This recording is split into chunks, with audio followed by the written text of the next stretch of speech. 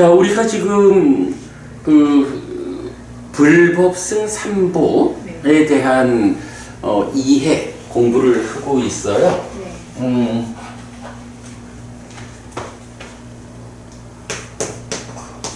불, 법,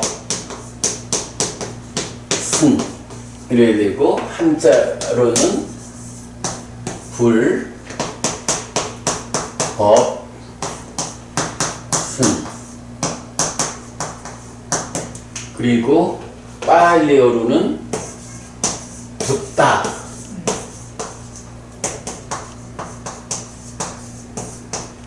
담마,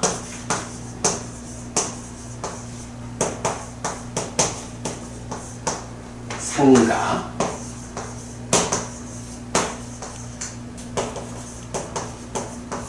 이렇게 되죠. 지난 공부를 통해서 붓다라고 할 때는 붓다를 포괄해가지고 우리가 부처라고 부르는 그 대표적인 개념이 있죠. 열애, 따타 같다 열애가 있는데, 이 열애가 9가지 덕성이 있다. 그래서 열애 구덕. 그래서 아라항 삼마 삼부떡 위짜짜라나 삼반너, 그러니까 아라한 정등강 명행적 이래 해가지고 그 9가지의 덕성에 대해서 우리가 자세히 알아봤죠.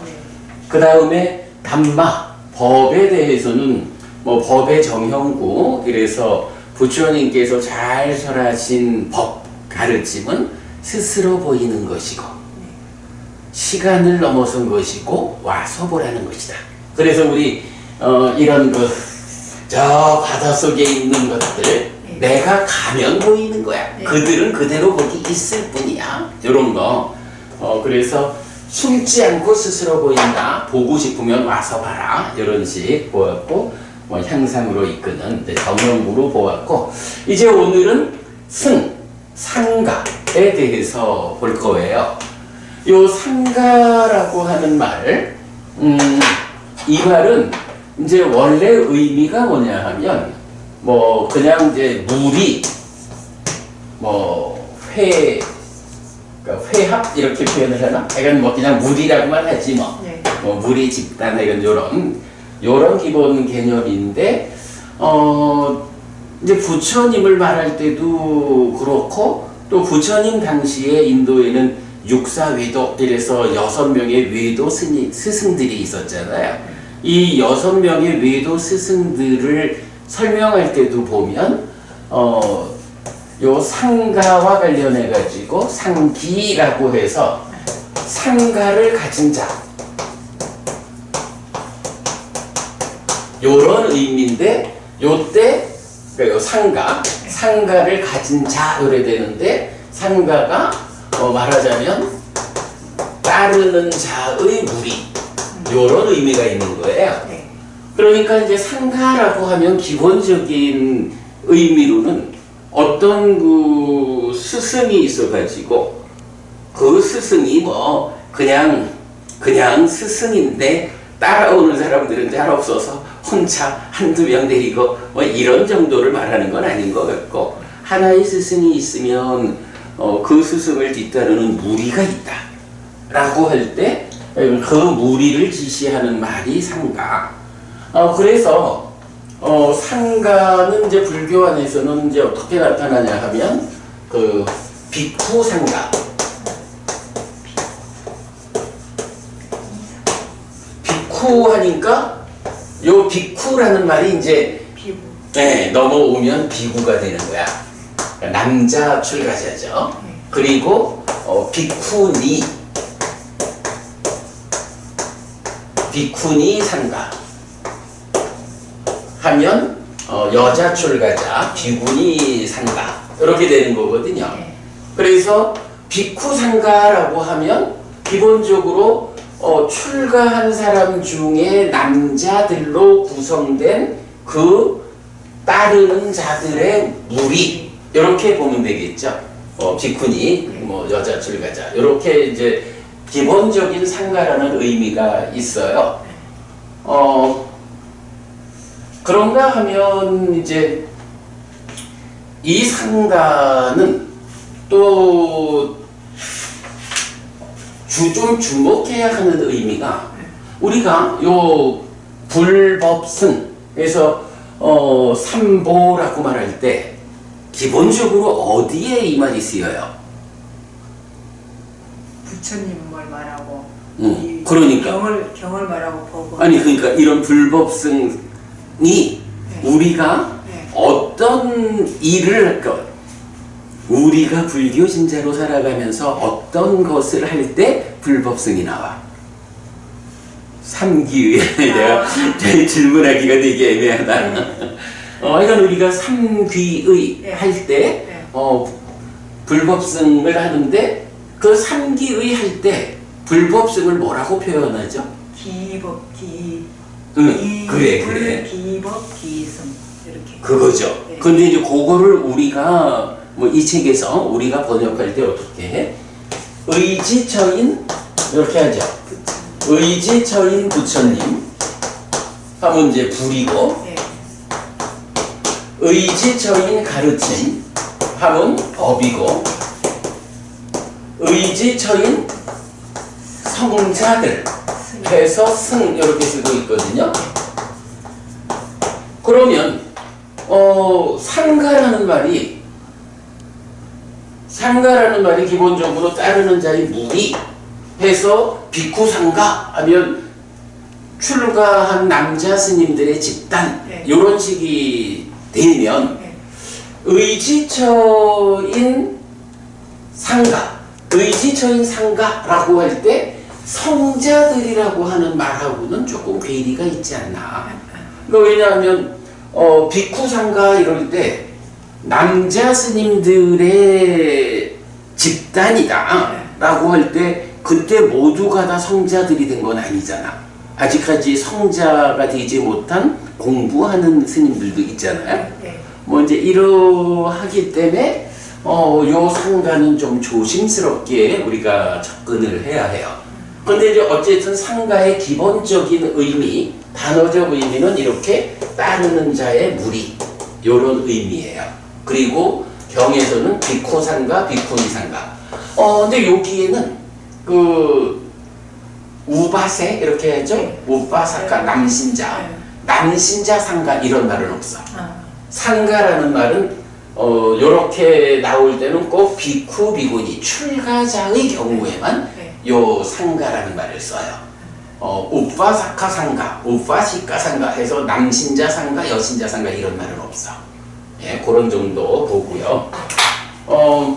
요런 그 상가라는 기본 이해 위에서 일단 이제 오늘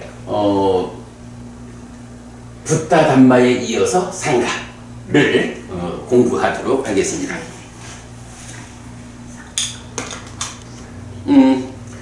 책의 12페이지죠? 네.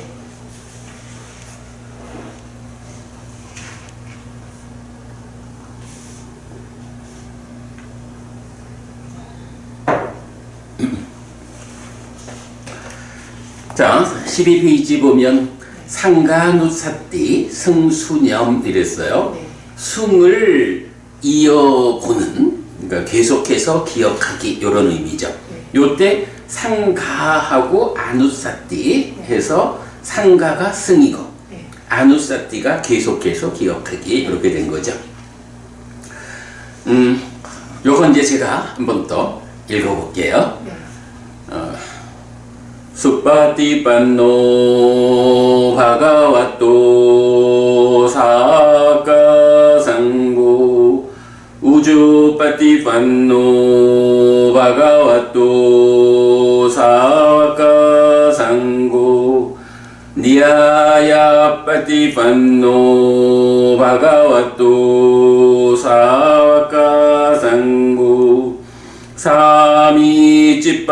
사미치파티판노 바가와토 사와카상고 야디당 짜따리 뿌리사유가니 아타 뿌리사 뿌깔라에 사바가와토 사와카상고 아후 아후네요 바후네요 다키네요 안잘리까라니요 아누따랑 뿐야케땅 로까사디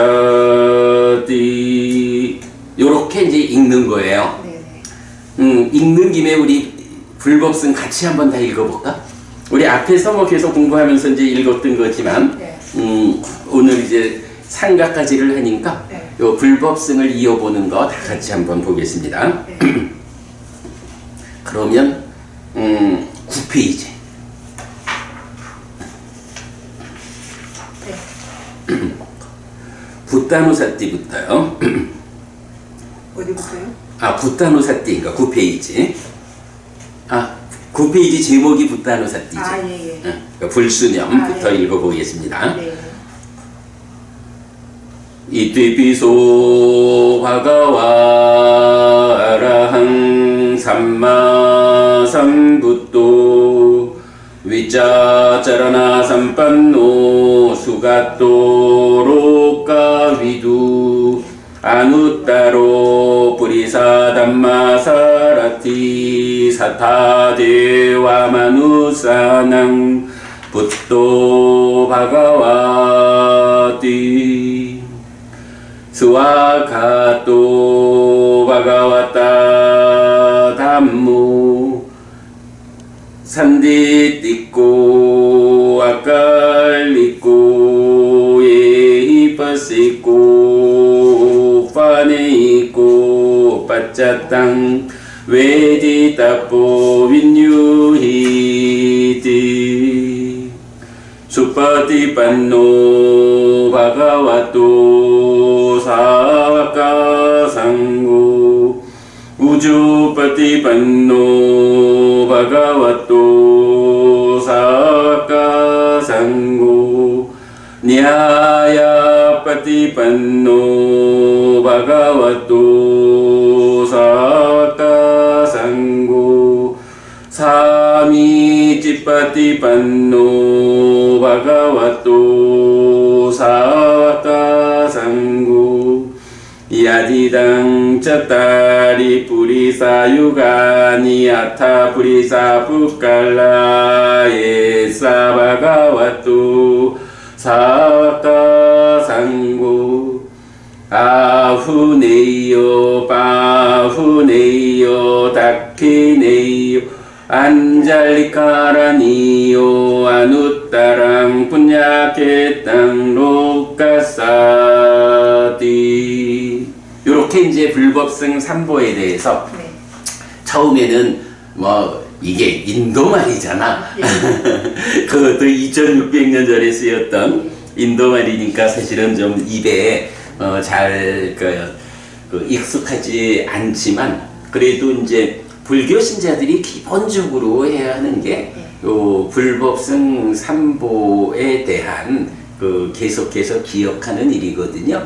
그럴 때 이제 어떻게 불법승 삼보를 기억하느냐? 열애구덕 9가지로 법의 정형부로 그리고 이제 오늘 공부할 상가에 대한 정의 요렇게 그래서 이제 뭐 우리가 공부를 좀 하다 보면 뭐 워낙에 이제 많은 경들이요 3가지 주제를 계속해서 기억하라고 말을 해주고 그러면 이제 혼자서도 이티비소 바가와랑 삼마 삼부토 위짜짜라나 삼빤노 수가토 로까위두 아누따로 뿌리사 담마사라티 사타데와 마누사낭 부토 바가와티 하고 빨리 열어 부처님의 언어로 우리가 이제 입에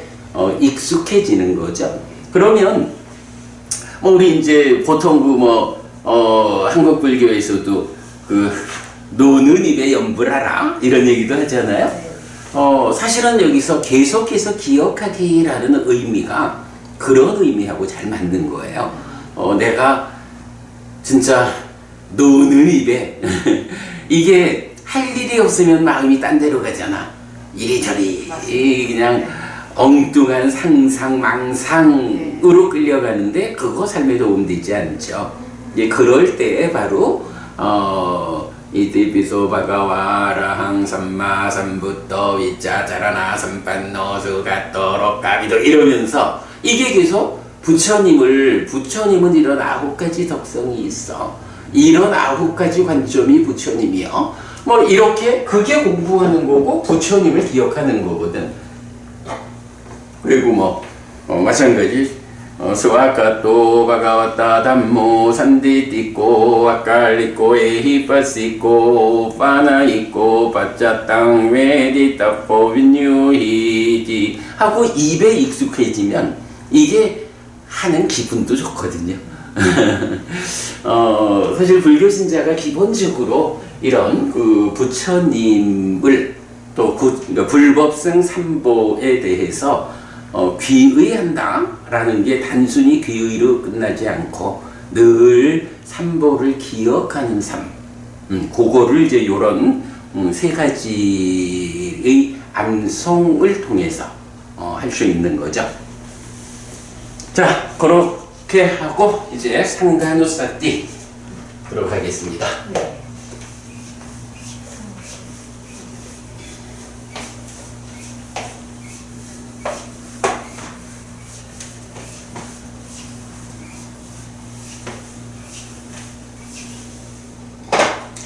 사실 이제 생각해보면 네. 저도 출가 전에 오랫동안 절을 다니면서 반야심경도 우리말 아니잖아요. 네. 물론 이제 한문으로 번역돼 있으니까 조금 접근이 덜 어렵다 하겠지만 네. 반야심경도 늘 입에 달고 살았고 또 천수경 수리수리 마수리부터 신묘장고대다라니 나무라다나다라야야 나마를 사실은 나무라다나다라야야 나마갈야 바로기제세바라야 이게 그게 그 말이 어떤 말이야? 이거 우리말 아니죠? 네. 이게 이제 사실은 출처를 따지자면 네. 인도의 산스크리트어라고 네. 봐야 되죠? 네. 그리고 이제 이게 정확하게 전달되어 온 게 아니라 과정에서 중국에서 발음 다르고 중국 발음을 또 우리말로 하면 또 발음이 달라지잖아요. 네. 그래 했지만 어쨌든 인도의 산스크리트어로부터 조금 변형된 발음이 요거라고 이거 말하자면 우리말하고는 전혀 관계없잖아. 근데 천수경을 막 한글로 우리말로 번역해 놨잖아요. 이것만은 번역을 안 하고 그대로 갔네. 예, 이것도 또 번역을 하겠다 하고 시도하는 분들이 있긴 있는데 번역을 일단 안 하는 거로 하죠. 네. 이제 그거는 이제 나름대로 어떤 신성한 뭔가 비밀스러움, 그러니까 이제 진언이라고 하는 게 이제 다란히 진언이라는 게 비밀스러운 어떤 능력을 가지는 이런 측면으로 해서 번역을 안 하고 그래야 하는데 사실은 이제 그거는 전체적으로 보면 부처님 생각하고는 다르죠. 부처님은 그렇게 비밀스러운 이야기를 안 하거든. 그런데 이제 어쨌든 보면 이렇게 인도말 산스크리트에서 변형된 이런 다란이도 내가 이 다란이를 외워야겠다. 좋다. 이 생각하면 그거를 외우잖아. 의도적으로 그걸 외우고 아니면 또 오랜 세월 그냥 책 보고 따라서라도 같이 하다 보면 또 저절로 많이 하니까 외워지잖아요. 네. 똑같이 우리가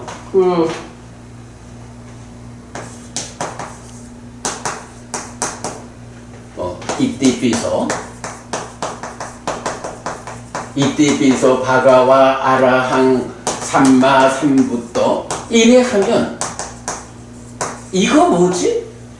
사실 이것도요, 이 말도 의미를 따져보면 인도 말이야. 네. 인도 말인데 그 중에 불교 경전어, 네. 불교 경전어인 빨리어야. 그리고 이 발음은 중국을 거쳐서 한국에 오는 이 과정에 변형되질 않아. 왜냐하면 원어 그대로. 네. 언어 그대로 오니까 이거는 우리도 이티피소 바가와 아라항 삼마 삼부또 이러고 태국을 가도 그러고 미얀마를 가도 그러고 스리랑카를 가도 유럽을 가도 미국을 가도 어디서나 다 동일하게 이티피소 바가와 아라항하고 이런 빨리 경전어로 의미가 통한다고.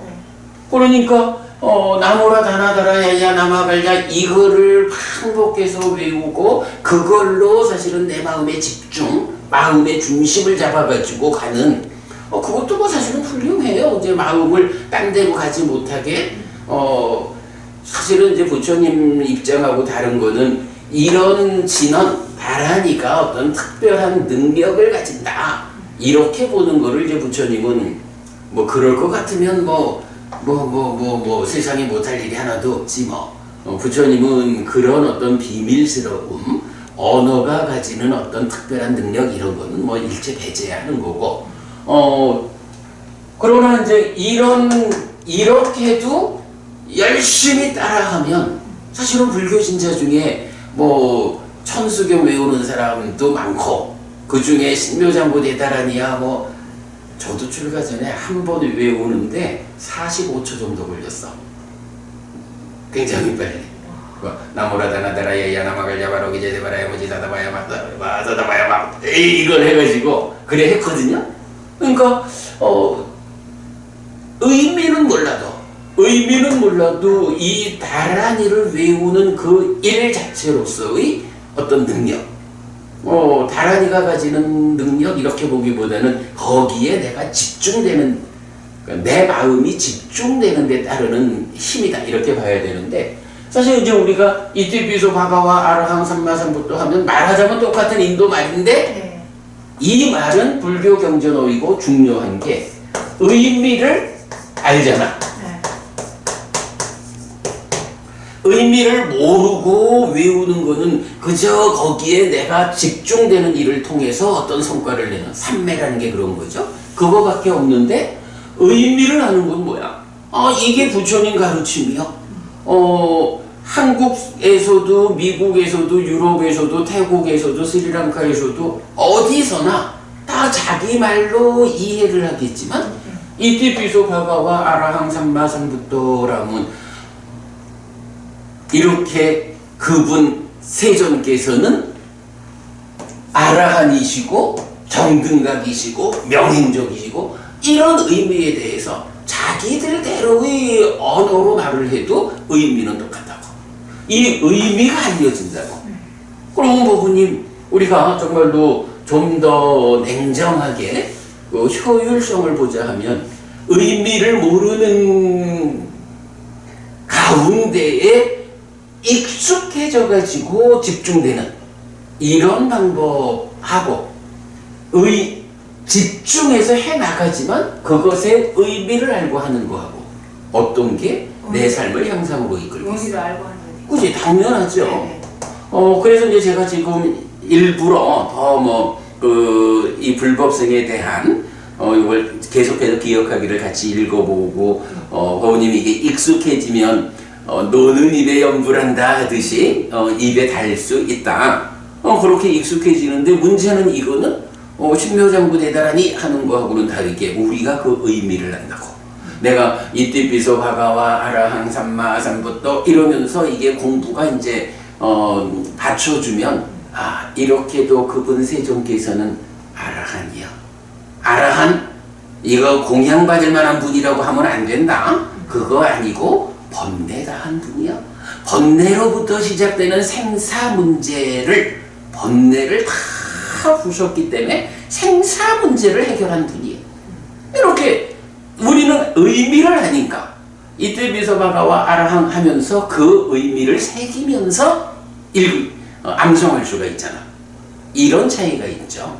그런 부분 우리 잘 좀 보기로 하고요. 자,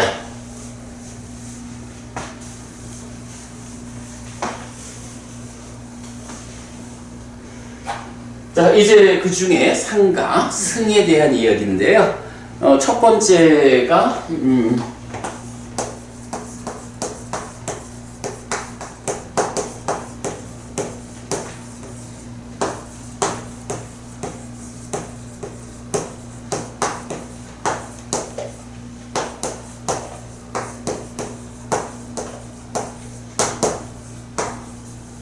요렇게 이제 나타나요. 굳이 저 빨리를 알으려고 할 것까지는 아닌데, 그래도 이제 제가 설명을 하려니까 일단 원어를 가지고 설명을 합니다. 빠띠빠노라고 하면 이게 실천이야. 실천 또는 실천하는 사람. 그리고 수라고 하면 요거는 잘 또는 그러니까 좋은 이런 이야기예요. 바가와토라고 하면 우리 바가와 하면 세존 부처님이잖아. 세존인데 요 바가와토 하면 이게 이제 속격 소유격이 돼. 그래서 세존의 이렇게 돼요. 세존의 사와카라는 게 제자야. 상고 뭐죠? 상가. 좀 전에 보았지만 그래. 뒤따르는 아니 스님. 그러니까 성자들. 성자들인데 그 이전의 의미가 어떤 스승을 뒤따르는 무리. 이래서 비쿠상가, 비구니상가 이렇게 보았잖아. 비쿠상가, 비구니상가 함께 해가지고 제자들의 무리, 제자들의 무리 집단 요래 되죠. 근데 이제 무리 이렇게 표현하는 게 그러니까 그냥 그대로 제자들의 상가 이렇게 하자고요. 그리고 요건 주격이야. 요거는 소유격이고 요건 주격이야. 그래서 세존의 제자들의 상가는 이렇게 되고요. 실천하는 사람인데 어떻게? 잘 실천하는 사람 주격이기 때문에 이다. 약간 문법적으로는 잘 실천하는 사람은 세존의 제자들의 상가는 이래 되는데 그걸 가지고 우리가 이제 우리말로 문장을 만드는 거죠. 그러니까 그 순서가 우리말은 잘 실천하는 사람은 세존의 제자들인 상가다 이렇게 하면 또 좀 곤란하지. 그러니까 제자들의 상가는 그러니까 세존의 제자들의 상가는 잘 실천하는 사람이다. 요게 불법승 중에 승, 그 상가를 부처님이 정의해주는 첫 마디인 거야. 그러니까 부처님이 바가와토 사와카 상고 세존의 제자들의 무리 이 상가, 그러니까 나의 제자들의 상가는 이런 얘기죠. 첫째가 뭐냐? 잘 실천하는 사람들이다. 교재에서는 요 실천이란 말을 이제 출가한 분들의 실천이라서 제가 요거를 수행이라고 번역을 했거든요. 수행이 그대로 또 실천이지. 근데 이제 사실은 수행보다는 실천이 좀 더 넓은 개념이죠. 수행이라는 실천도 있지만 일상에서의 실천도 있잖아. 그래서 제가 이제 요거를 보통 수행하는 사람이라기보다는 실천하는 사람이라고 번역을 하는데 요 책 만들 때는 이제 이 상가가 출가자다라는 그 부분을 좀 이렇게 강조하느라고 잘 수행한다라고 번역을 했어요. 근데 그러니까 수행 실전 같은 개념으로 보기로 하고요. 그래서 요 책에서는 세존의 제자들의 상가는 잘 수행한다. 잘 수행하기 때문에 숫바티빤노 바가와토 사와카 상고입니다. 이랬는데 요거는 이제 숫바티빤노 바가와토 사와카 상고라는 요 말을 설명하려니까 그렇게 이제 풀어 쓴 거죠. 세존의 제자들의 상가는 잘 수행하기에 숫바티빤노 바가와토 사와코 상가입니다. 그러니까 여기서 이제 오늘 우리가 공부하는 거는 그 숫바티빤노 바가와토 사와카 상고가 원어가 어떤 의미이길래 이렇게 우리가 풀었을까? 이제 그거 보는 거로요. 자, 그 다음에 이제 두 번째는 우주 빠티빤노 바가와토 사와카 상고 이렇게 동일하게 나오죠. 그러면 이건 뭐겠어요? 세존의 제자들의 상가는 실천하는데 어떻게 실천해? 잘 실천하는 대신 우주 요걸 보면 되죠. 우주라는 말이 이게 영어로 치면 스트레이트야. 스트레이트니까 이래 굽지 않고 직접 가는 거죠. 그래서 이제 요거를 제가 어떻게 번역했나요? 올곧게 수행한다. 그러니까 세전의 제자들의 상가는 올곧게 수행하는 사람이다. 올곧게 실천하는 사람이다. 네, 이렇게 이제 우주. 거기서 이제 요 피 하나 붙은 거는 발음 때문에 붙는 거야. 네. 그러니까 수하고 빠띠빤노를 편하게 발음하려니까 이제 피를 하나 더 넣어가지고 쑥빠띠빤노 이렇게 발음하고 우주빠띠빤노 마찬가지고요. 자, 그 다음에 이제 세 번째는 니아야빠띠빤노 이렇게 나와.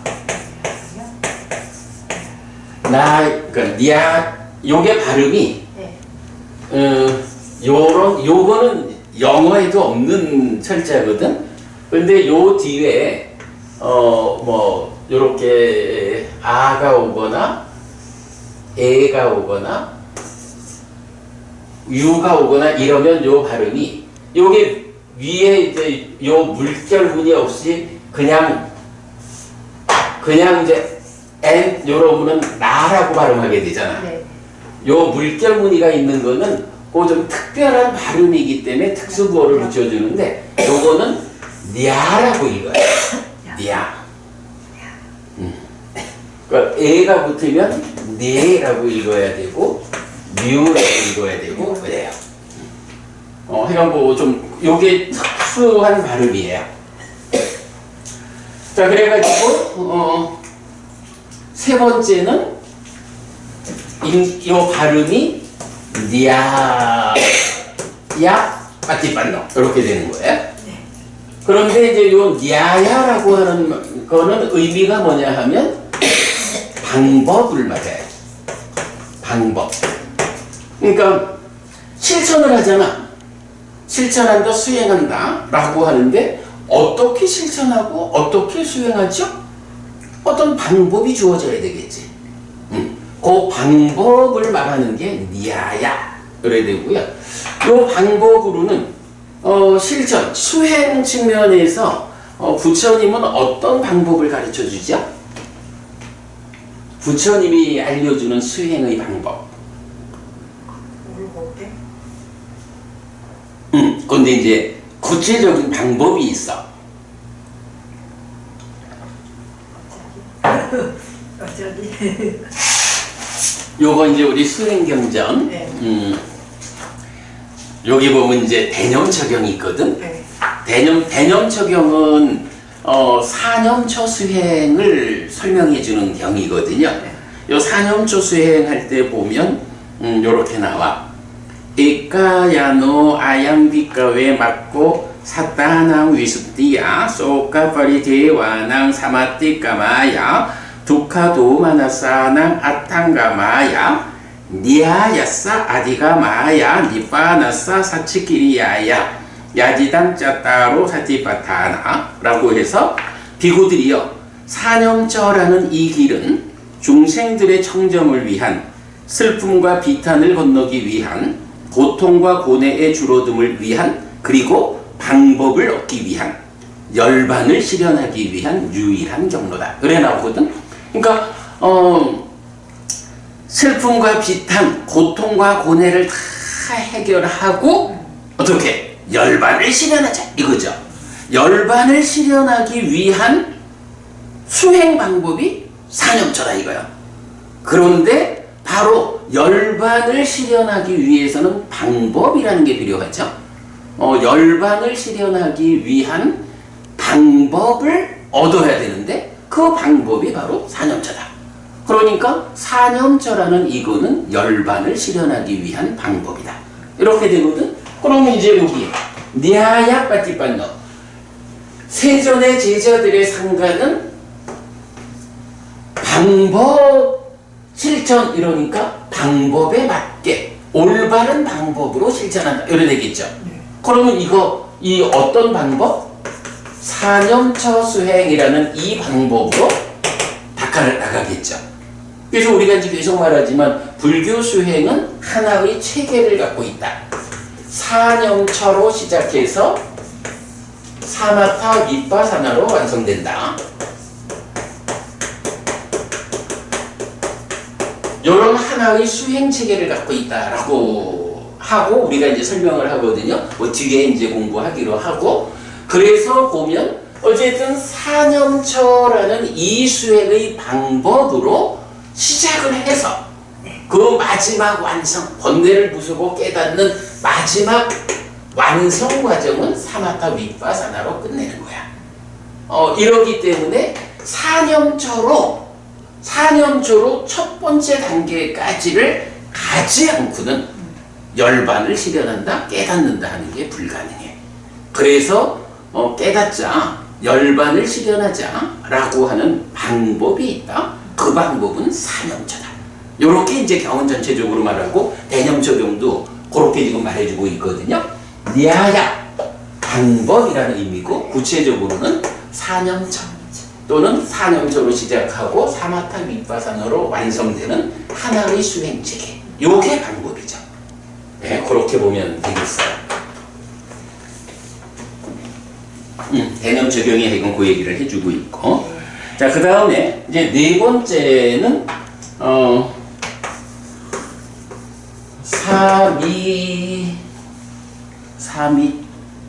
사미집 빠띠빠노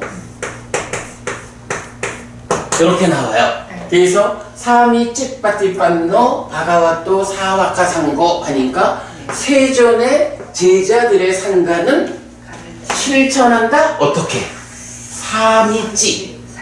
여기서 사미찌라고 하는 말이 이제 어떤 의미냐 하면 요게 적절하다, 뭐 코스에 맞다, 이제 요런 의미예요. 그러면 적절하다, 코스에 맞다라고 하는 뭐 방법에 맞는 이런 이야기니까 요거를 사실은 요거는 그대로 방법에 맞는 실천을 한다라는 것도 같은 의미인데 앞에서 냐야 해가지고 방법에 맞게 실천한다라는 건 나왔잖아. 그러니까 사미찌는 무언가 적절한 주어진 것에 잘 부합하는 요런 의미를 가지고 다른 말 그런 내용의 다른 의미를 말하겠죠. 이럴 때에 결국은 뭐예요? 사념처라고 하는 방법이 있다. 그리고 포괄적으로 말하면 부처님이 설하신 가르침이 있거든. 그러면 적절하다, 주어진 과정을 잘 따라간다라는 그 의미는 부처님의 가르침에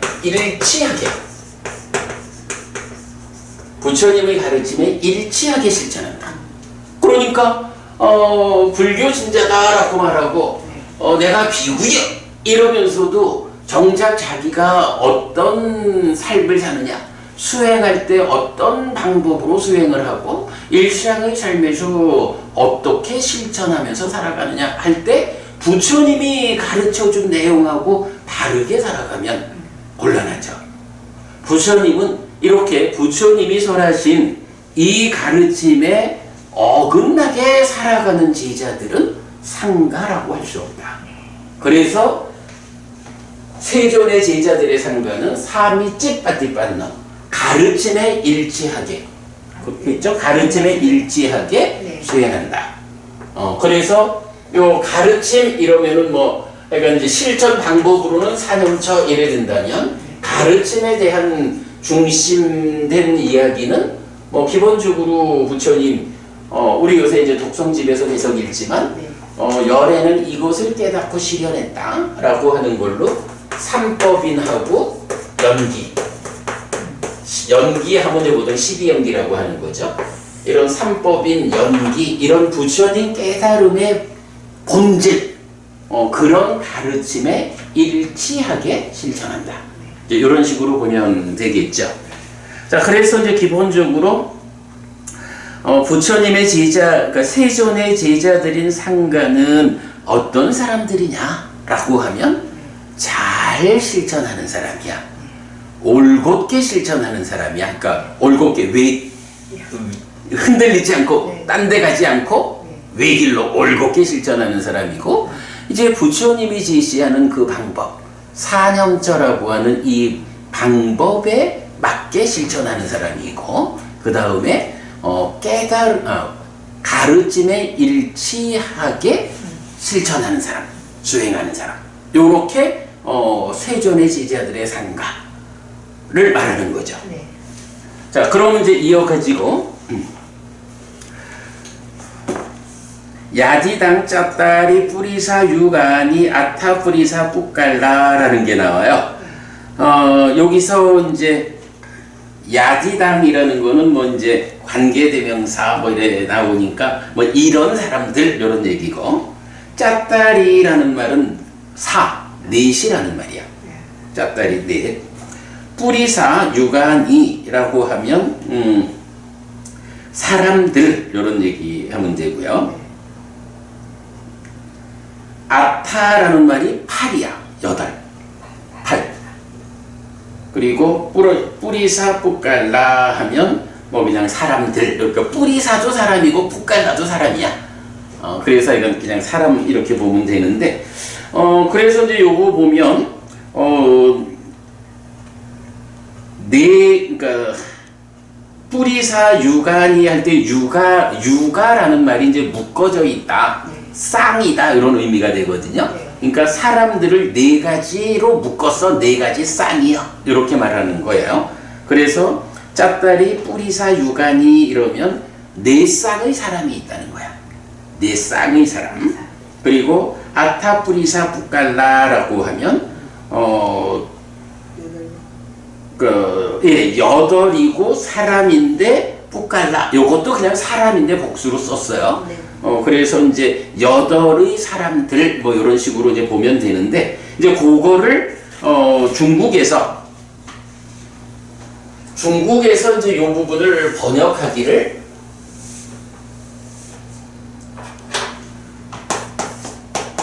네 쌍이다 해서 사쌍, 그리고 여덟 사람들이라는 말을 8배 이렇게 쓴 거예요. 그러니까 네 쌍이고 여덟 배라는 게 여기 이제 폭력배 뭐 이럴 때 쓰는 말인데 무리거든 원래 이 말이. 무리배. 그러니까 네 쌍이고 여덟 무리의 사람들인 거야. 그래서 이제 그거를 그래도 또 이제 불교 안의 성자들이니까 좀 좋게 우리가 이제 우리말로 쓰는 게 네 쌍의 대장부요, 여덟 무리의 성자들이기에 이렇게 이제 표현을 하고 있는데, 그러니까 원래 의미로는 이렇게 네 쌍의 사람들, 여덟 무리의 사람들 요 말이야. 자, 그러면 그래서 이제 사쌍팔배, 네 쌍의 대장부, 여덟 무리의 성자들 이렇게 하고 있는데, 그러면 부부님 여기서 네 쌍, 넷으로 구성된 쌍이 있다 이거겠지? 넷이라는 게 뭔지를 알아야 되죠. 여덟로 구성된 무리가 있다라고 하는데, 여덟이라는 게 어떤 여덟 가지 무리가 있는지, 어떤 네 가지 쌍이 있는지 이걸 알아야 되죠. 저거는 8.8일까요? 여덟물이라면? 아니요. 아니요. 아니요. 그러니까 지금 요거는, 그러니까 8 정도는 방법의 문제잖아. 여기는 지금 이런 잘 실천하고 올곧게 실천하고 방법에 맞게 실천하고 가르침에 일치하게 실천하는 그 사람들, 그 사람들을 구분하기를 네 쌍이다라고 해서 네 가지 부류로 구분을 하고, 여덟 무리에서 여덟로 구분을 해놓은 거야. 그러니까 어떻게 구분하면 넷으로 구분하고, 그러니까 이렇게 실천하는 상가 성자들을 어떻게 구분하면 넷이고 어떻게 구분하면 여덟일까, 요게 필요하죠. 그걸 알아야 우리가 아까도 말했지만 계속 이띠비도 받고 하고 입에 달고 살자 그랬잖아. 그럼 이것도 수파티판노 바가와토 사와카상고 우주파티판노 바가와토 사와카상고 니아야파티판노 바가와토 사와카상고 사미치파티판노 바가와토 사와카상고 야디당 짜따리 뿌리사 유가니 아따 뿌리사 푸깔라 이렇게 이제 외울 거 아니야 우리가. 근데 그때 요 앞에 네 가지는 무슨 의미인지 알았는데, 야디당 쩌따리 뿌리사 유가니 아따 뿌리사 북칼라 할 요거 할 때는 네 쌍이고 여덟 무리여 요렇게만 알지 그 네 쌍이 누구인지를 모르면 그거 아는 게 아니잖아. 대장부요. 여덟 무리 승자들. 그러니까 네 쌍의 대장부가 누군지 이게 필요하잖아. 그죠? 예. 그래서 이제 그 네 쌍이라는 것이 이렇게 나타나요.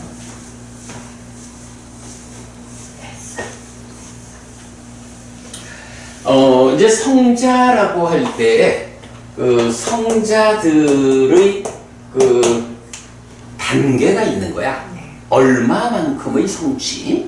그래가지고 이건 이제 다 아시는 말씀인데 이렇게 접목만 시키면 돼. 예류자라고 있죠? 아, 예류자 다음에 일례자가 있다고. 그 다음에 불환자가 있다고.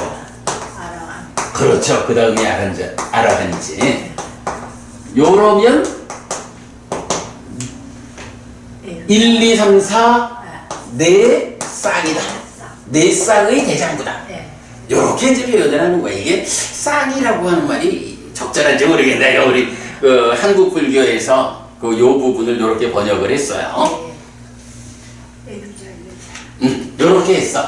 그러면 네 쌍은 나왔지. 네. 여덟 무리는 뭘까? 여덟 무리는 또 뭐지? 이게 이제 이런 게 있는 거야. 네. 예류자라고 하는 첫 번째 단계가 있는데 네. 이 예류자라는 게 단박 예류자 이래 되는 게 아니거든. 네. 그 성자라고 하는 이제 과정인데 단박 예류자 되지를 못하고 네. 과정을 둘로 나눠. 그래가지고요. 예류도라는 말을 써. 아, 네. 또는 예류향이라고도 해. 요건 뭐냐 하면 예류자가 되기 위한 길을 가고 있는 사람이야. 네. 예류자를 향해서 가고 있는 사람이야. 여러분 예류자가 되기 위한 중간 과정. 아무래도 그 과정 없이 단박 예류자가 되지는 못할 거 아니야. 뭐 예류자가 누군지 우리 좀 이따 보기로 하고. 네. 하여간 예류자가 성자라고. 그런데 단박 못 되니까 예류자가 되는 그 길에 있는 사람, 예류자를 향한 사람 요런 의미로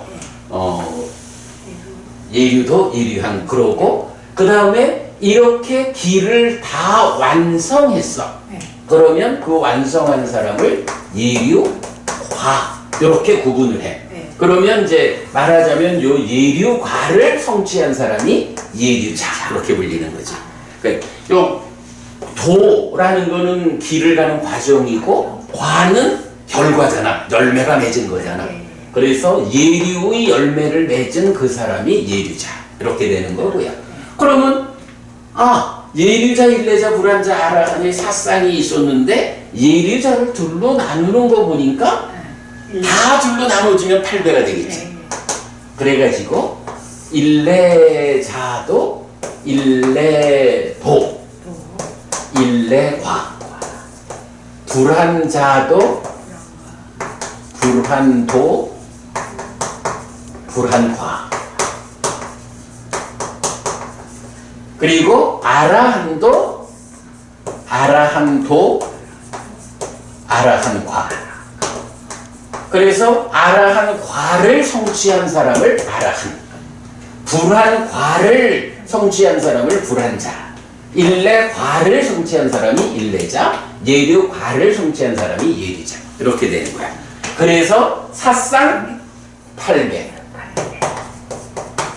그러면 이제 우리가 약간 수파티판노 이래 하다가 야디당자따니 뿌리사 유가니 아타 뿌리사 뿌깔라라고 할 때 이거를 그냥 사쌍팔배의 성자들 요렇게만 하지 않고 사쌍팔배 요 분은 예류자, 일례자, 불환자, 아라한의 성자고 8배라는 요 부분은 그 각각을 과정과 결과로 이렇게 나누어서 8무리로 부른다. 요걸 이제 우리가 아는 거지. 네.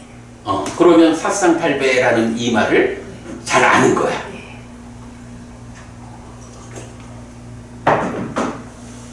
그런데 예류자는 누구지? 사실은 이게 어려워요. 사상 이럴 때 예류자 일례자 이렇게 알면 아는 거잖아. 네. 예류도 예류가 하면 알잖아. 그런데 사실 근본적으로는 예류자가 누군지를 알아야 되잖아. 뭐 뒤에 자세히 공부할 건데 일단 책 231페이지 보겠습니다. 231쪽.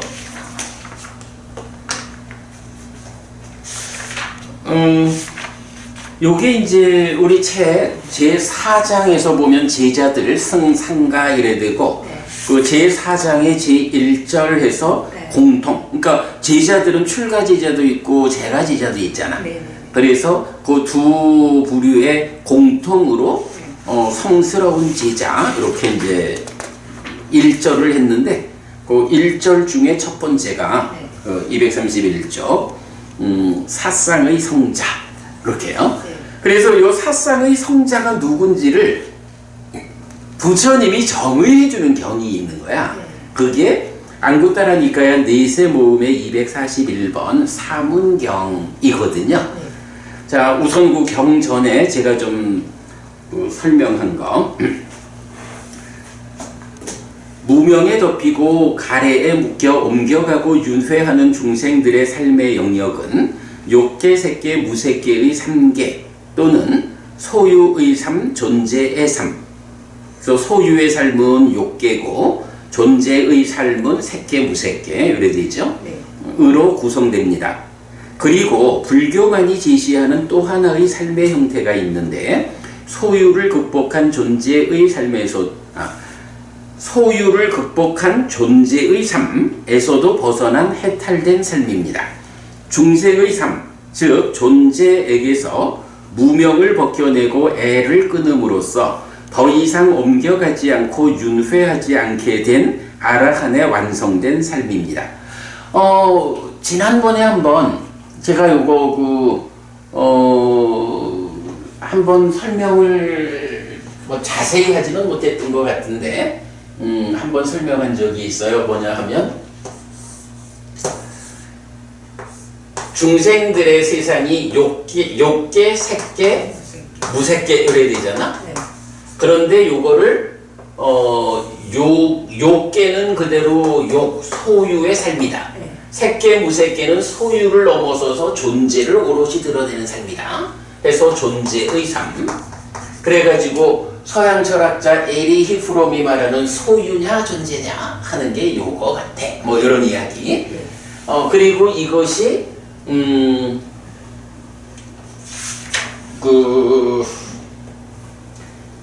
요게 중생들의 삶인 거야. 그리고 이 중생들의 삶이라는 것은 탐진치가 함께하는 삶이야. 그러니까 탐진치에 오염된 삶이야. 그리고 이렇게 탐진치에 오염된 중생들, 욕계, 색계, 무색계 요런 중생들은 여기서 태어나야 하고 늙어야 하고 죽어야 하는 생로사의 문제가 있어. 요게 이제 중생들의 삶인 거야. 그런데 이렇게 이제 중생들은 요런 삶을 살고 에레이 브롬이 그 중에 소유냐 존재냐 이래 있는데 이제 불교만이 그러니까 부처님이 깨달아서 실현한 그 제3의 삶이 있다 라고 해서 요런 소유 존재 이런 중생들의 영역에서 벗어난다라는 개념이 있는 거예요.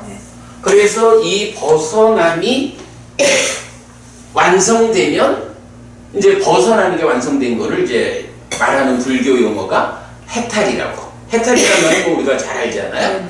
그 해탈이란 말이 바로 이런 중생들의 삶에서 벗어나는 거야. 탐진치를 부쉈기 때문에 생노사라는 삶의 문제, 생사의 문제에서 벗어난 거야. 그래서 그러한 삶이 해탈된 삶이다. 우리가 이제 만들어서 쓰는 말이지만 요 소유를 소유의 삶, 존재, 존재의 삶 이러고 그것에서 벗어날 때 해탈된 삶이다. 우리가 이렇게 이제 말을 하거든요. 그리고 이렇게 벗어나자라고 하면 기본적으로 필요한 게 우리가 늘 사실에 부합한 삶 이렇게 얘기를 하죠. 그 무상고 무아라는 삼법인 네. 그 무상고 무아라는 삼법인에 의해서 삶을 보는 그거를 여실직연이라고 한다고. 네. 있는 것 사실 그대로의 암과 봄 이렇게 말하는 거죠. 네. 그러면 이제 이런 여실직연에 의해서 탐진치 바로요 탐진치를 제거하는 일을 하죠. 네. 탐진치를 제거한다라는 게 번뇌를 부수는 거죠. 네. 그러면 그것이 완성되면 해탈된 삶의 실현으로 아라한 이렇게 되는 거거든요. 자, 그래서 이제 기본적으로 우리가 사쌍팔배의 성자라는 표현을 하고 있죠. 네. 그리고 사쌍팔배의 성자가 예류자, 일레자, 불안자, 아라한이다. 네. 8배로 나뉜다라고 해서 사쌍의 성자라는 표현을 하는데 이 성자는 누구냐 하면 색계 무색계 이 높은 하늘로 올라가는 사람을 성자라고 부르질 않아. 다만 이 욕계 색계 무색계 소유의 삶 존재의 삶 중생이어서 탐진치에 묶여있고 생노사 생사 문제에 걸려있는 이런 중생의 삶에서 벗어나무 영역에 들어오면 그때부터 성자라는 말을 쓰는 거야. 그리고 그 성자의 첫 단계가 여실직연 해서 무상고 무아로 삼법인의 그러니까 사실에 부합하게 삶을 보는 거고 이어가지고 탐진치를 부수고 번뇌를 부숴서 아라한이 되면 해탈된 삶이 실현되는 거야. 그러면 한마디로는 벗어나서 해탈된 삶을 실현하면 아라한 돼서 윤회에서 벗어났다 생사 문제를 끝냈다 이러는 건데 우리 금방 여기서도 예류자 할 때도 과정들이 있었잖아요. 아라한도 사실은 요 사쌍이라는 게 뭐야? 아라한이 되고자 하는데 단박 아라한이 되는 게 아니죠. 아라한이 되는 과정을 얼마만큼 오면 예류자, 일레자, 불안자라는 단계를 지어준 거죠. 네.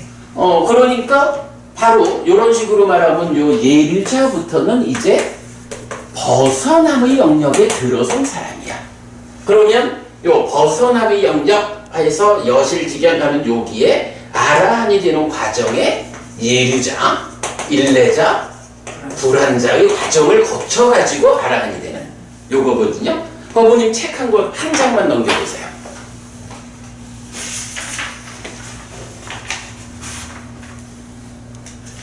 한 장을 넘기면 반대쪽.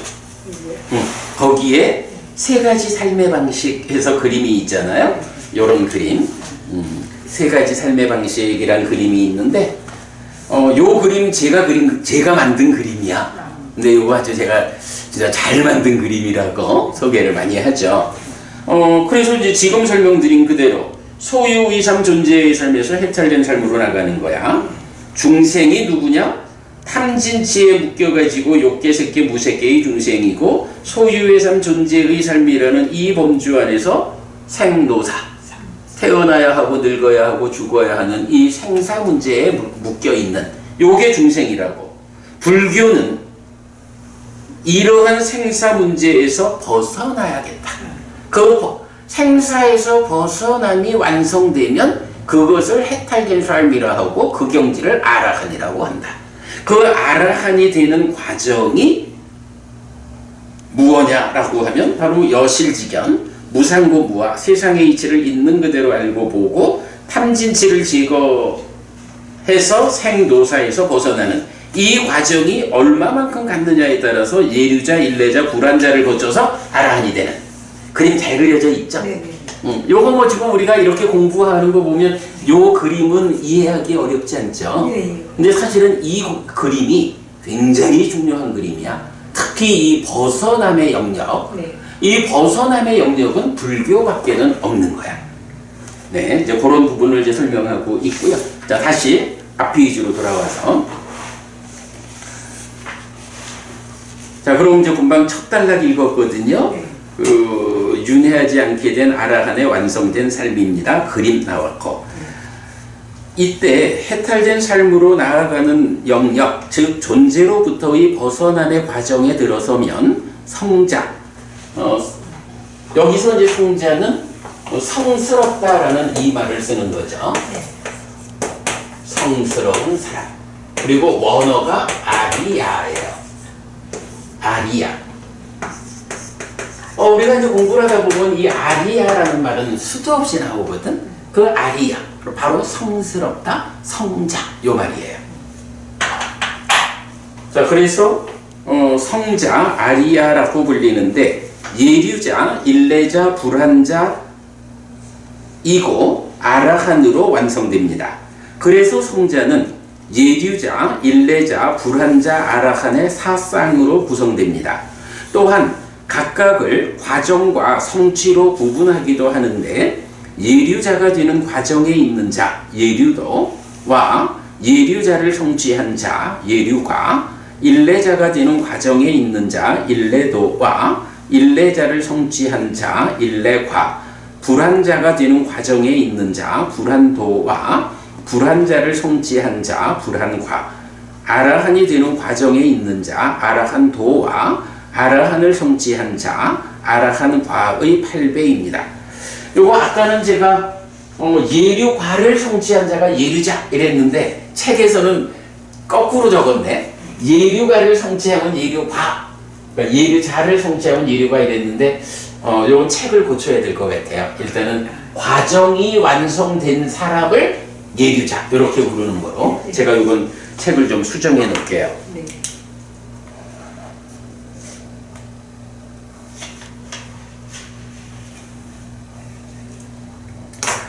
그래서 성자는 보통 사쌍팔배라고 불리는데 이분들이 세존의 제자들로 구성되는 상가의 중심이고 정체성입니다.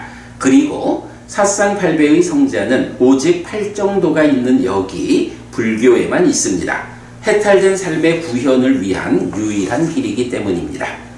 자, 여기서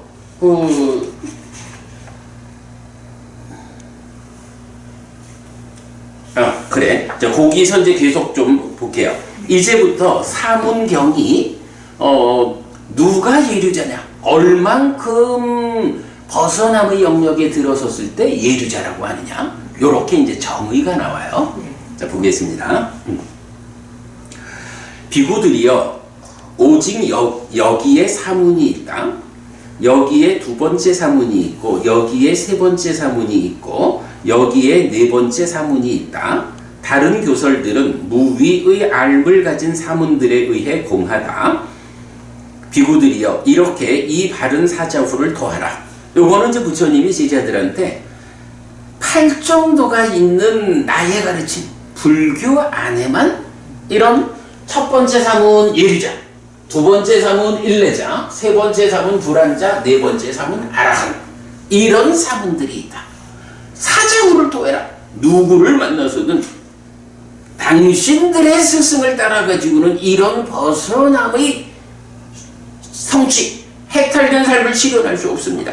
오직 부처님을 따르는 8정도의, 그러니까 8정도라는 방법에 의해서만 해탈된 삶을 실현할 수 있습니다. 오직 우리만 할 수 있습니다. 라고 밖에 가서 말하자면 자랑해라. 다른 스승들의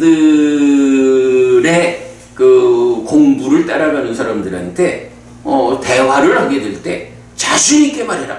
우리만 할 수 있다. 요렇게 말하는 게 사자후를 토하라. 이렇게 말하는 거거든요. 자, 사자후 그런 거고요. 자, 그래서 이제 보면 비구들이여, 그러면 어떤 자가 첫 번째 사문인가? 비구들이여, 여기 비구는 세 가지 족쇄가 완전히 부서졌기 때문에 흐름에 든 자, 예류자여서 떨어지지 않는 자, 확실한 자, 깨달음을 겨냥한 자이다. 비구들이여, 이것이 첫 번째 사문이다.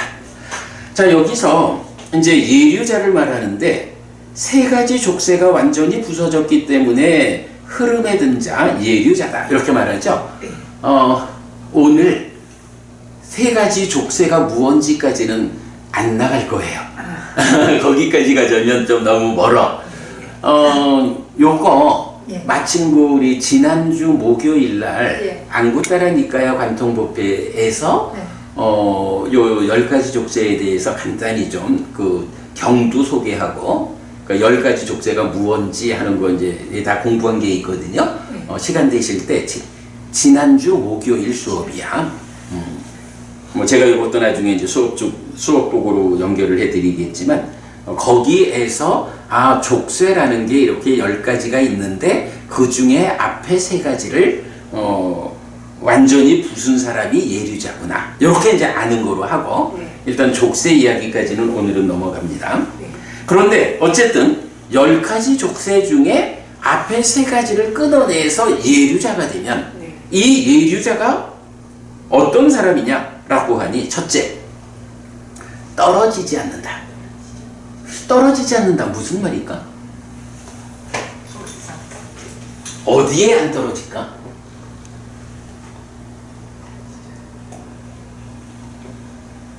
우리가 보통 사막처 얘기를 하잖아. 네.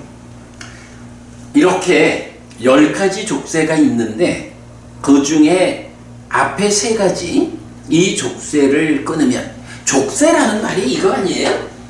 이게 벗어나야 되는데 벗어나지 말라고 발목 붙잡는 게 족쇄지 뭐. 네. 그지? 그러니까 발목 붙잡고 매달리는 족쇄를 얼마만큼 풀어냈느냐 하는 게 벗어나는 과정인데 그 중에 10가지의 족쇄 중에 3가지 족쇄를 풀어냈다 이거야. 그러면 그 정도의 성취해서 예류자가 되면 떨어지지 않는다. 어디에? 지옥과 축생과 악이라는 이 3악처 낮은 3가지 존재로는 태어나지 않는다. 요거거든요. 여기서 나타나지 않지만 나타난다고 봐야 되겠네. 그렇게 떨어지지 않는 자고 확실한 자란 말이 나오죠. 확실하다. 뭐가 확실하다는 얘기지? 알아한다는 게 확실하다 이거겠지 뭐.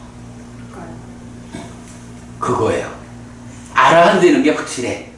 그래가지고 예류자를 설명할 때 대표적인 게 한 가지는 지옥, 축생, 악귀의 사막처에 떨어지지 않는다. 그리고 8번 태어나지 않는다. 요 말을 해. 8번 태어나지 않는다는 거는 길어봐야 7번 태어났을 때에는 아라한을 성취한다. 아라한을 성취해야 태어나지 않잖아. 그러니까 8번 태어나지 않는다는 얘기는 7번 태어나기 이전에, 그러니까 최대 7번 안에 아라한을 성취해서 윤회에서 벗어난다. 요걸 말하거든. 확실하다라는 이야기. 그러니까 확실한 거야. 일단 그래 예류자가 경에서 굉장히 강조해. 심지어 경에 따라서는 우리가 출가를 하잖아. 이제 출가를 할 때 출가하는 목적을 말할 때 출가하는 목적은 당연히 아라한이겠지. 그런데 경에서는 예류자를 목적으로 출가한다 그래. 왜 예류자가 목적이 되냐 하면 예류자만 되면 일단 하나로는 떨어지지 않잖아. 사막처에 떨어지지 않는 데다가 길어봐야 7번 안에 아라한이 되는 그 경지야. 이걸 뭐 누가 만들어준다는 게 아니라 10가지 족쇄 중에 3가지 족쇄가 끊어지면 그 경지가 7번, 최대 7번 태어나는 안에 나머지 7가지 족쇄를 다 끊어내고 아라한이 되는 그 경지라는 거거든. 그러니까 예류자만 되면 우리가요 윤회를 얼마나 오랫동안 해왔게? 잘 모르지, 그치? 이거 헤아릴 수 없단 말이야. 심지어는 이렇게 말하잖아. 무명에 덮이고 가래에 묶여서 옮겨가고 윤회하는 중생에게 윤회의 시작점은 알려지지 않는다. 얼마나 오래 우리가 윤회를 해왔는지 그 시작점을 찾아볼 수 없다는 거야. 중생들의 능력으로는. 이렇게 윤회한 세월이 무지하게 긴 거야. 그런데 남아있는 게 최대 7번. 7번이라고 하는 거. 예류자가 돼가지고 7번. 그러니까 최대 7번. 그러니까 예류자가 되면 이제 바로 그 생에서 아라한이 될 수도 있고 네. 그러니까 내가 지금 예류자가 됐는데 이 예류자가 된 상태에서 공부가 더 성장해가지고 죽기 전에 내가 아라한이 돼서 더 이상 안 태어날 수도 있고 네. 그런데 공부가 조금 부족해가지고 아라한을 성취하지 못하고 죽으면 또 태어나야 되잖아. 이런 태어남이 최대 7번이라는 거야. 7번 안에는 아라한이 되는 거야. 그러면 이 7이라는 숫자, 남아있는 최대 7번, 네. 요거는 우리가 윤회해온 과정하고 견주면 어떨까? 얼마 안 되죠. 경에서는 그걸 비유를 말하기를 뭐 말하자면 히말라야산이 있어. 네. 히말라야산 꼭대기에 콩알 만한 작은 돌 7개가 놓여 있어. 네. 이 히말라야산하고 그 산 꼭대기에 놓여 있는 콩알 만한 돌 7개하고 어떤 게 더 많게? 그 산꼭대기에 있는 콩알만은 그게 더 많지 않을까요? 왜? 그럴 것 같아요. 그럴 것 같아요. 왜 그럴 것 같을까? 그게 우리가 속는 거야. 아니다. 아니다. 아니, 왜냐하면 산인데. 이 산 꼭대기에 7개가 있다 네. 하고 네. 어떤 게 더 많을까? 요러면 네. 무언가 다른 뜻이 있겠지? 네. 라고 해서 맞아요. 생각으로야. 네. 아니 히말라야 같은 그 큰 산이 얼마나 많은 것들이 모여가지고 산이 이루어졌어. 네. 거기에 요 콩알만한 7개라는 거는 이건 거의 0과 같지 뭐. 없는 거와 같지. 그런데 우리는 소가. 뭐 이런 이야기를 하면 무언가 다른 의미가 있겠지. 네. 이래가지고 이제 잘 속아. 그런데 그냥 생각해보면 우리가 얼마나 오랫동안 윤회해 왔는지 헤아릴 수도 없어. 말하자면 그거 히말라야 산에 얼마나 많은 작은 모래알, 뭐 돌들 이런 것들이 쌓여 있는 거야. 그 위에 콩알 만한 7개 놓고 비교를 하면 이건 없는 거와 같은 거지 뭐. 그러니까 내가 지금 무슨 생각했느냐면 어제 하여튼 엄마 제사를 일을 보고 왔잖아요. 이렇게 수없이 윤회를 하는데 네. 이 제사의 의미가 있나 그 생각을 지금 계속 하고 있었어요.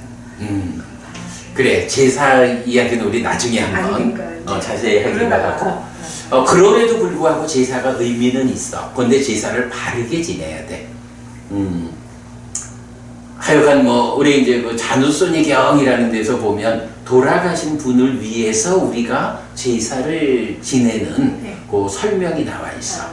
근데 약간 뭐 단순해. 저기 돌아가신 어른이 아귀 세상에 태어나 있을 때는 내가 제사를 지내는 것을 받아. 그래서 우리가 법회 마칠 때 보면 그게 제가 꼭 이제 여러분 생각하시는 그분들에게 전달되고 사용되기를 이렇게 이제 말을 하잖아. 아귀 세상에 태어나 있을 때는 받을 수가 있어. 근데 그게 받는 게 무엇을 받느냐 하면 경은 100%뭐 이렇게 뭐 우리가 제삿날 모여가지고 뭐 음식 차려놓고 이런 거 받는 게 아니고 보시를 통해서 공덕을 짓잖아. 내가 보시를 지으면 공덕이 생겨나는데 내가 돌아가신 우리 어머니를 위해서 이 보시를 하고 이 보시에서 생겨나는 공덕을 어머니에게 보내드린다. 요런 마음으로 보시를 해서 공덕을 만드는. 그래서 요 보시에 해당하는 공덕은 엄마 거! 이렇게 보내드리는. 요게 제사의 의미야. 그럼 그 뒤에 우리가 자세히 보기로 하고. 그래, 이건 뭐 그런 부분을 고민했죠. 그래서 이제 어쨌든 요런 거야. 경에서 요런 비유를 해요. 그러니까 이제 최대 7번만 태어나면 아라한을 성취한다. 윤회에서 벗어난다. 이러니까 그 이야기가 뭐야? 확실하다. 아라한이 되는 일이 확실해진 자리가 예류자다. 이렇게 말할 수가 있겠죠. 네.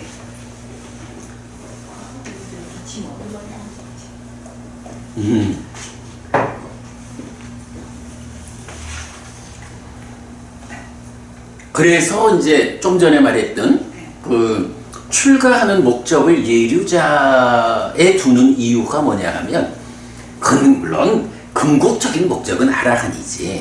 그렇지만 일단 출가해서 예류자만 가라.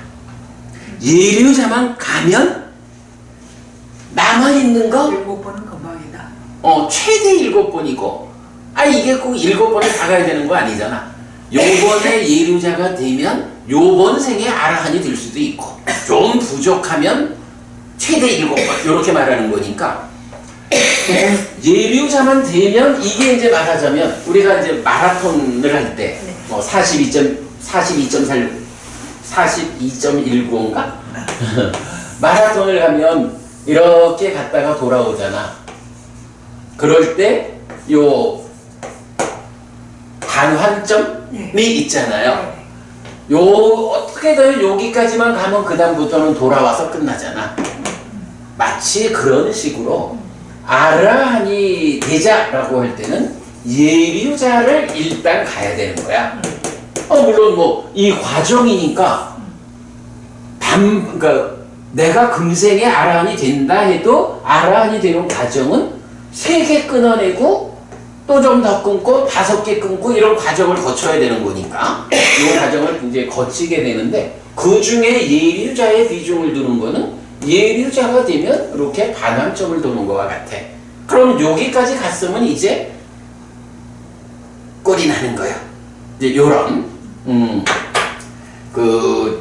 아라한 되는 것이 보장되는 경지가 예류자다라는 것 때문에 비구들이 출가하는 목적은 예류자가 되기 위해서 이런 말을 한다고. 물론 궁극적 목적은 아라한이지만 이제 이렇게 그 예류자가 요 한마디에 확실한 자라는 요 부분에서 의미를 가져요.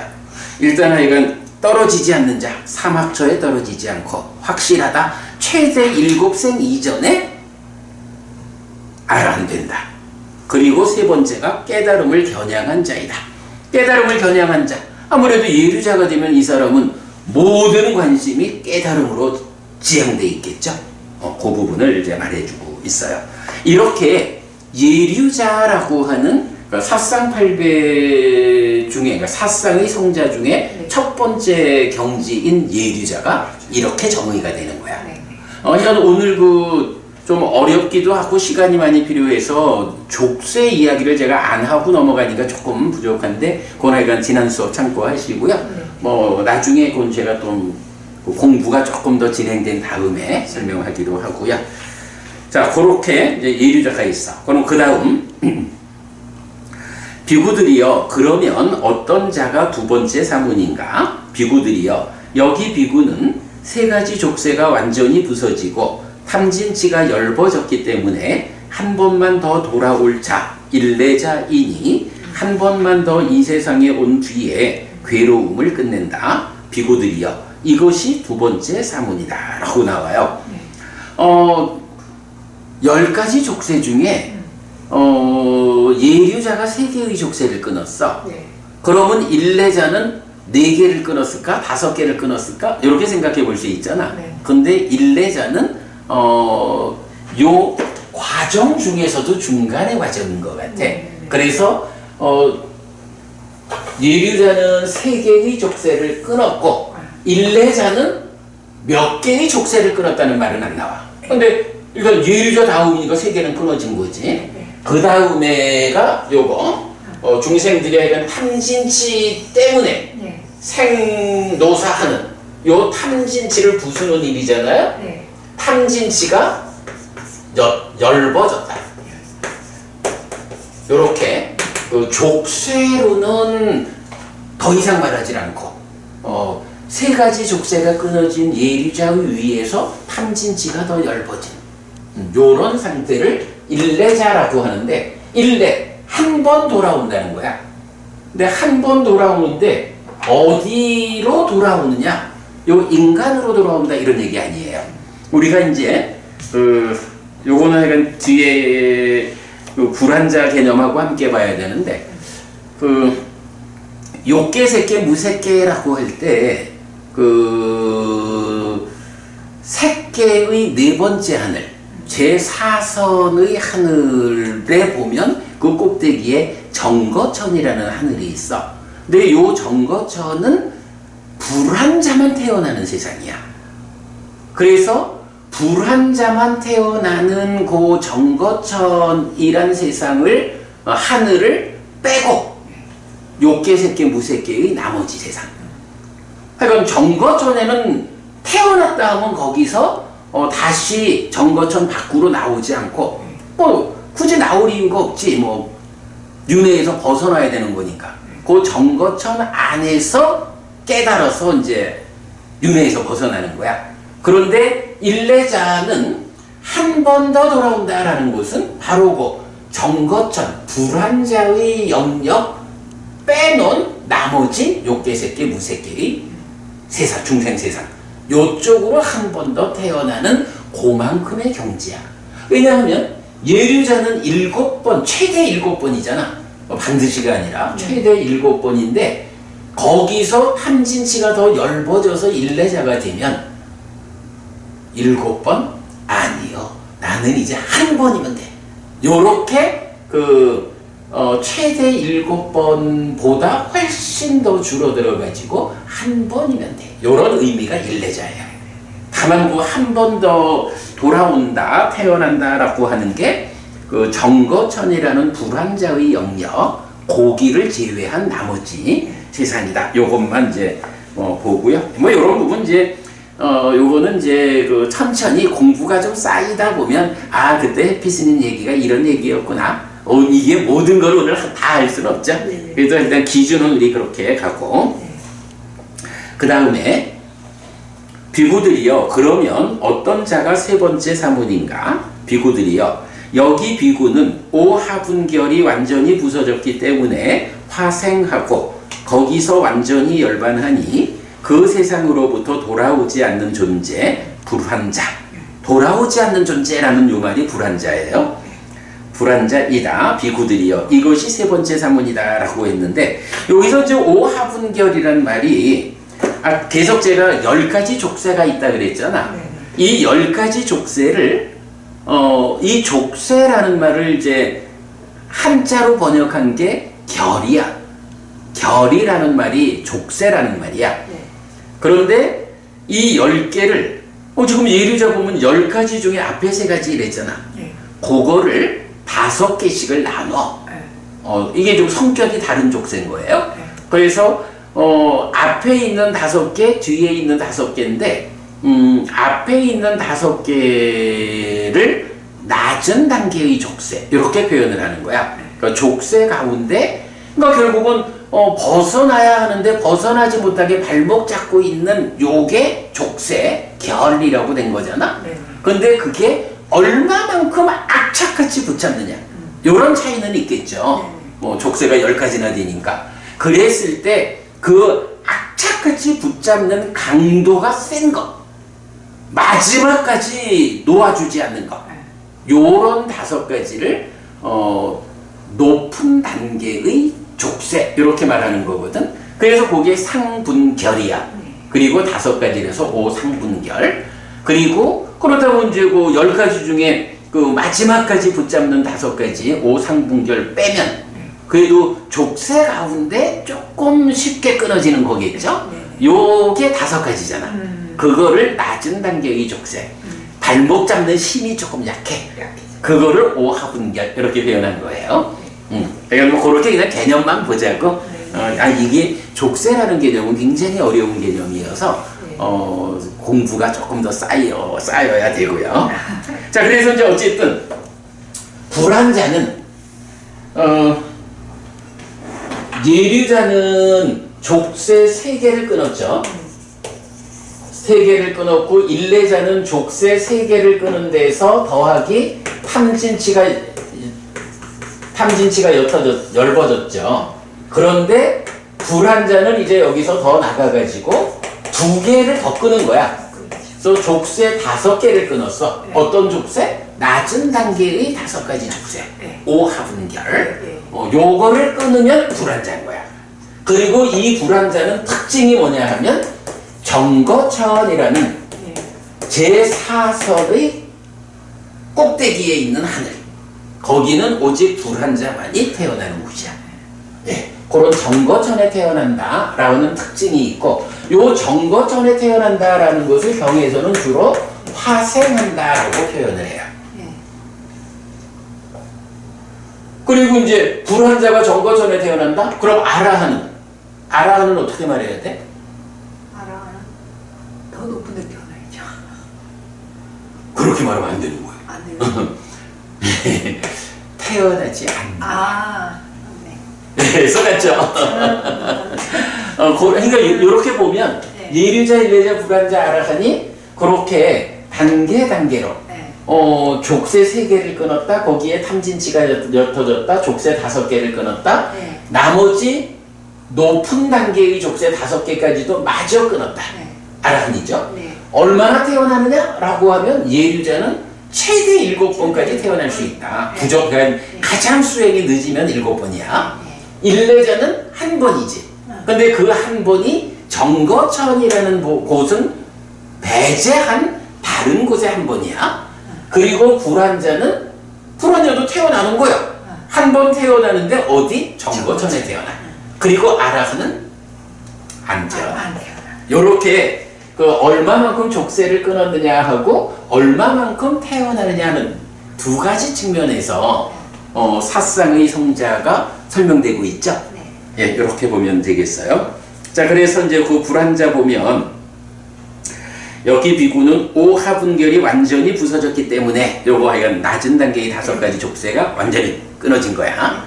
그래서 화생하고 라는데 요 화생한다는 말이 정거천이라는 세상에 하늘에 태어나는 거야. 거기서 완전히 열반하니 라는 것은 그 정거천에 태어나가지고 다시 정거천 밖으로 나올 일이 없어. 뭐 거기서 이제 완전히 아라한 되는 거야. 끝장내는 거야. 그래서 거기서 완전히 열반하니 그 세상으로부터 돌아오지 않는 존재, 이것이 불환자. 이렇게 그러니까 사실은 우리가 의미를 알고 보면 참 정확하죠. 예. 예류자, 일례자, 불환자가 아라한까지 전개되는 게. 자, 마지막. 비구들이여, 그러면 어떤 자가 4번째 사문인가? 비구들이여, 여기 비구는 번뇌들이 부서졌기 때문에 번뇌가 없는 심해탈과 해해탈을 지금 여기에서 스스로 실답게 한 뒤에 실현하고 성취하여 머문다. 아라한. 이것이 4번째 사문이다. 여기서는 요거 족쇄가 남아있는 5개가 있는 거죠. 네. 이 남아있는 5가지 족쇄가 뭐 색탐, 무색탐, 자기화, 들뜸, 무명 이렇게 되는데 결국 그 5가지 다 없앴다는 것은 최종적으로 무명을 완전히 부순 거죠. 네. 그러면 이 무명이 완전히 제거된다라는 거는 무명을 생겨나게 하는 조건이 있다고. 그게 번뇌라고. 조건이 되는 번뇌가 완전히 부서져야 무명이 완전히 부서지겠죠. 그 바로 그 이야기야. 그 무명이라는 최후까지 붙잡는, 그러니까 오상분결 5가지 높은 족쇄 중에서도 그 중에서도 가장 끝까지 마지막까지 발목 잡는 요 족쇄가 무명이거든. 그 무명이 번뇌를 조건으로 생겨나는 거야. 그러니까 번뇌를 부숴야만 그 무명이라는 족쇄가 완전히 부서지는 거야. 그래야 아라한 되거든. 그래서 아라한 되는 일을 바로 이 번뇌가 다 부서졌다, 10가지 족쇄가 완전히 부서졌다라는 요 표현을 어떻게 말하느냐? 무명이라는 최후의 족쇄가 부서졌다, 그거 번뇌가 부서진 거다. 요렇게 해서 그 마지막 과정을 여기서 이렇게 말했죠? 번뇌들이 부서졌기 때문에 네. 무명이라고 표현 안 하고 네. 무명을 만드는 조건인 번뇌로 말하는 거야. 그래서 그 번뇌들이 부서졌기 때문에 번뇌가 없는 심해탈과 해해탈, 이게 바로 뭐예요? 해탈된 삶이라고 말하는 그거. 네. 심해탈, 해해탈. 요것도 뒤에도 공부하지만 내 마음이 10가지 족쇄로부터 완전히 벗어났다, 완전히 풀려났다. 이제 더 이상 내 마음에 발목 잡는 족쇄는 없다. 요게 심해탈. 근데 그런 마음의 해탈을 위해서는 지혜로서 해탈해야 되는 게 있는 거야. 그게 뭐냐 하면 지혜에 의해서 번뇌를 부술 때 무명이 버려지는 거거든.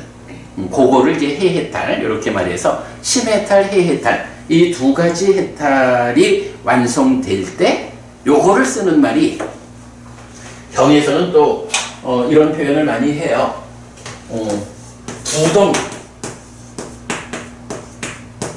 부동의 심해탈. 부동의 심해탈이라는 게 뭐야? 심해탈이 흔들리지 않는다는 거죠. 네. 심해탈, 해해탈 이러는데 심해탈이라고 하는 거는 이제 우리가 나중에 뭐 이런 수행을 좀 그 수행의 끝자리까지도 이렇게 이제 해석을 해보면 심해탈이라고 하는 상태는 삼매에 들어 있을 때의 마음의 해탈하는 사마타로서 성취되는 이런 거야. 그럴 때 여기에 해해탈, 지혜로서 해탈한다라고 해서 무명을 완전히 부수는 거, 번뇌가 완전히 부서졌기 때문에 무명이 생겨나지 않는 그런 해해탈이 받쳐줘야 돼. 그러면 그때 이제 완전히 무명 탐진치가 다 없어지기 때문에 사실은 이런 부분이 남아있기 때문에 심해탈이라는 게 삼매 안에서만 해탈되고 삼매에서 나와서 일상의 삶으로 돌아오면 그런 족쇄들이 작용을 한다고. 그런데 해해탈로 그 부분까지를 완전히 끊어내면 삼매 위에서의 해탈이라는 요 제한이 없어지는 거야. 일상의 삶에서 더 이상 번뇌가 없어, 무명이 없어, 탐진치가 없어. 일상을 살아가는데 이제는 중생의 삶이 아니여 해탈된 삶이 실현된 거예요. 그게 아라한이거든. 예, 그런 부분을 뭐 사실 뭐 지금 이게 불교 신자가 끝내 가야 하는 완성점, 목적점, 그 지향점이잖아. 네. 그러니까 이게 쉬운 개념은 아니거든. 여기에 여기서 뭐 족쇄라든가 탐진치라 무명, 번뇌 많은 내용들이 들어있는데 제가 오늘은 우리가 이제 하여간 공부를 불교를 처음 만나는 사람도 이해할 수 있게 공부를 해보자라고 하는 거니까 그래서 이제 일부 부분을 좀 뒤로 밀어가면서 골격을 설명했는데 뭐 그렇게 골격은 부분이 마시겠죠? 네. 그러면 뭐 충분한 거야. 예. 그래서 그 세존의 제자들인 상가는 잘 실천하고 올곧게 실천하고 방법에 맞게 실천하고 가르침에 일치하게 실천하는데 그분들이 누구냐 하니 사상팔배의 성자들이죠. 그 사상팔배의 성자에 대해서 지금 다 본 거야. 하여간 요 표현 족쇄가 얼마나 부서졌느냐, 얼마나 태어남이 남았느냐, 태어나지 않게 되느냐 이런 두 가지 관점에서 봤고요. 자, 그러면 다시 12페이지로 돌아와 가지고 12페이지 맨 밑에 이제 네 쌍의 대장부여 여덟 무리의 성자들이기에 야지당 짜따리 뿌리사 유가니 아타 뿌리사 북갈라 하는 데까지를 본 거죠. 네. 한 줄만 더 볼게요. 네. 에사 바가와또 사와카 상고 이랬어요. 네. 바가와또 사와카 상고는 여기 있는 거지. 세존의 제자들인 상가. 에사라는 말이 네. 이게 이제 이거. 그러니까 영어로 하면 this 이런 얘기예요. 그러니까 앞에서 사상팔배의 성자들을 얘기했잖아. 네. 이 사상팔배의 성자들을 지칭해가지고 이 사람들이 요런 얘기야. 이 사람들이 세존의 제자들인 상가야. 이렇게 말하는 거거든. 그러니까 여기서 이제 이제 우리 다음 주에 이제 뒷부분 마저 보겠지만 아까 우리 그 얘기 했잖아요. 그 상가라는 말은 기본적으로 뒤따르는 무리들이라고. 그런데 우리가 의지처인 불법승 이렇게 말할 때 뭐 머리만 깎았다 스님이라고 불리면 다 의지처냐? 이렇게 말할 수 없잖아. 그러니까 사상팔배의 성자들이 의지처다 라는 말을 언제 뭐 다음 주에 우리 볼 거예요. 그렇게 그 성자인 그분들이 의지처인 상가 요 의미를 갖거든. 바로 그 이야기를 여기서 앞에 사상팔배 그러니까 그러니까 이런 거에서 사상팔배를 말하면서 그 사상팔배인 이분들이 세존의 제자들의 상가다라고. 우리가 의지처인 상가 이러면 머리만 깎으면 스님이라고 불리면 다 의지처냐? 아니다 이거예요. 의지처, 내 삶의 의지처가 되려면 성자의 경지에 들어야 된다. 그 의미가 이분들이 세존의 제자들의 상가이기에 에사 바가와토 사와카 상고입니다. 네, 여기까지 오늘 했고요. 이제 다음 주에는 이어지는 이 사상팔배의 성자, 이 상가인 이분들이 가지는 특징, 그 부분에 대해서 다음 주 보도록 하겠습니다. 자, 이렇게 공부 마치죠? 오늘 공부 그래도 중요한 공부기도 한데 그래도 좀 재밌는 내용이 많이 있었죠? 아주 어려운 부분은 좀 피해갔고요. 삼마삼부토 바가와 스와카토 바가와타 담모 수빠띠빤노 사와카 상고띠. 세존은 정등각이시다. 세존으로부터 법은 잘 설렸다. 제자들의 상가는 잘 실천한다. 찌랑띠타뚜 로까스밍 삼마삼부타 사사난띠. 정등각의 가르침이 이 세상에 오래도록 머물기를. 이차마항 얀냥 야지똥 양마마 아싸 디가라땅 히타야 수카야띠. 오랫동안 나에게 이익과 행복을 주는 자세령을 실천하리라. 이당다낭 페다낭 냐띠살로 히타낭 우파까빠뚜. 이당다낭 페다 냐띠살로 히타 파리분잔뚜띠. 이 보시가 돌아가신 친지와 혈육들에게 도달하기를. 이 보시를 돌아가신 친지와 혈육들이 사용하기를. 오늘도 우리가 훌륭한 법의 등을 함께 달았습니다. 이 법의 등의 공덕이 오랫동안 여러분들에게 이익과 행복으로 함께 하기를 바랍니다. 또한 오늘의 이 법보시의 공덕이 여러분 생각하는 그분들에게 도달하고 사용되기를 바랍니다. 수고하셨습니다. 감사합니다. 수고하셨습니다.